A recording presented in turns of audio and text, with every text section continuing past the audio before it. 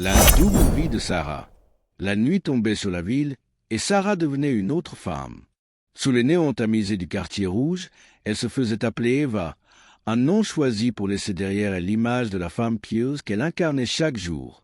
Elle arpentait les rues, ses talons résonnant sur le pavé humide, croisant des hommes en quête d'oubli, des âmes perdues cherchant un instant d'illusion. Mais à l'aube, Sarah redevenait l'épouse dévouée du pasteur David Carter. Dans leur petite église, elle chantait les louanges du Seigneur, conseillait les fidèles, réconfortait les âmes troublées. Son visage doux et serein inspirait confiance. Personne ne se doutait qu'elle portait en elle un secret aussi lourd qu'un péché. Un fardeau inavouable. Elle n'avait jamais voulu cette double vie, mais les dettes l'avaient rattrapée. Un passé qu'elle voulait fuir la condamnait à cette existence scindée. La nuit, elle se vendait pour survivre. Le jour, elle priait pour se racheter. Chaque dimanche, elle fixait son mari prêcher avec passion, parlant de rédemption, de justice divine. Il croyait en elle, en leur amour. Il disait souvent que Dieu l'avait mise sur son chemin pour une raison. Cette phrase la hantait. Que dirait-il s'il savait? Le danger approche. Tout bascula un soir, lorsqu'un homme entra dans son église. Il s'installa discrètement au fond, son regard planté sur elle.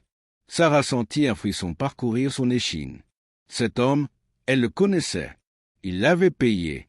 Il revint plusieurs jours de suite, assistant au sermon, observant en silence, jusqu'au jour où il lui glissa un mot après l'office. « Je sais qui tu es, Eva. » Le choc la paralysa. Son monde menaçait de s'effondrer. Que voulait-il? Était-ce du chantage? Allait-il révéler son secret? Elle devait faire un choix. Fuir, avouer ou le jugement. Sarah savait qu'elle ne pouvait plus fuir. Ce mystérieux homme connaissait son secret. Tôt ou tard, il parlerait. Chaque nuit, l'angoisse la rongeait. Chaque jour, elle priait pour un miracle. Puis, un dimanche matin, tout explosa. Alors que le pasteur David prêchait sur le pardon et la pureté, l'homme se leva au fond de l'église. « Et si votre propre femme vivait dans le péché ?»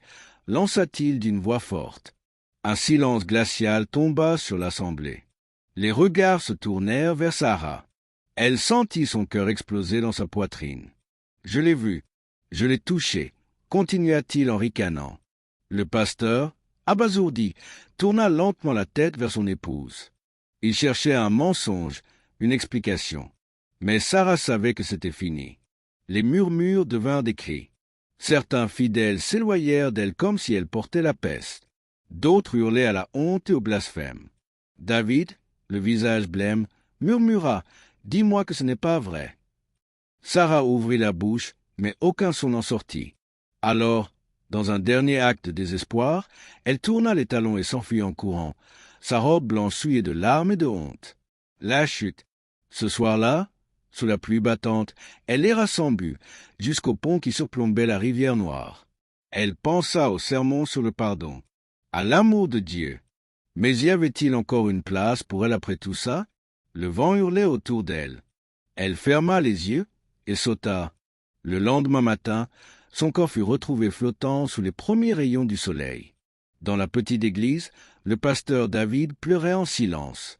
Et dans le ciel gris, un dernier murmure semblait résonner. « Seigneur, pardonne-moi. » Affronter ce démon de son passe par la repentance. Merci d'avoir regardé cette vidéo.